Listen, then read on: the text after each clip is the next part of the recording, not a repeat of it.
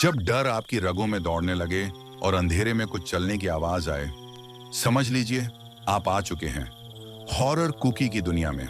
आज की कहानी है बेताल का जंगल, एक ऐसी सच्चाई जो आपके होश उड़ा देगी।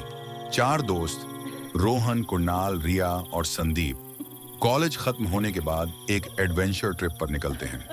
प्लान था किसी अनछुए जंगल में जाकर कैंपिंग का। उन्होंने चुना सतपुड़ा के पास का एक पुराना सुनसान जंगल, जिसके बारे में लोकल लोग कहते हैं कि वहां बेताल का साया है। रात का समय था।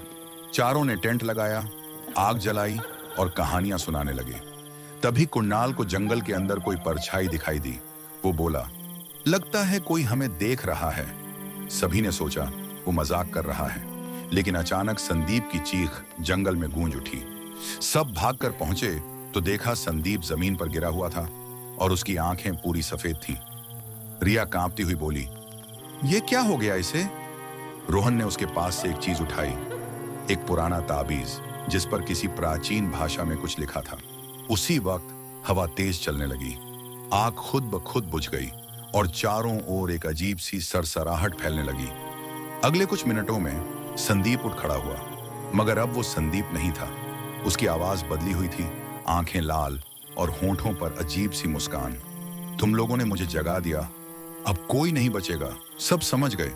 बेताल ने संदीप के शरीर पर कब्जा कर लिया है। रिया ने डरते हुए वो ताबीज बाबा मोहन को याद कर उसे संदीप के ऊपर फेंका।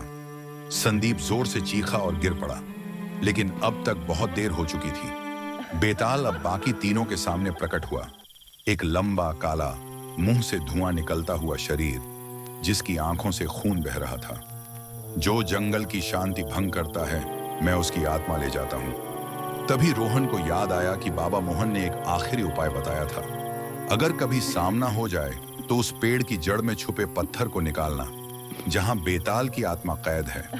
तीनों जान बचाकर उस पेड़ तक भागे। पत्थर निकालते ही बेताल चीखने लगा, उसका शरीर हवा में घुलने लगा। लेकिन जैसे ही वो खत्म हुआ, संदीप की बॉडी भी धुआं बनकर उड़ गई। अगली सुबह तीनों गांव लौटे। बाबा मोहन मुस्कुराया और बोला, तुम लोगों ने उसकी आत्मा को जगाया नहीं, उसे आजाद किया है। वो अब जंगल तक सीमित नहीं रहेगा। हर आत्मा को मुक्ति नहीं चाहिए होती, कुछ आत्माएं सिर्फ खेल खेलती हैं, मौत का, डर का और आपकी आत्मा से। अगली बार जब जंगल में जाएं तो सोच लीजिएगा, कहीं कोई बेताल आपका इंतजार तो नहीं कर रहा। ये थी आज की कहानी, बेताल का जंगल।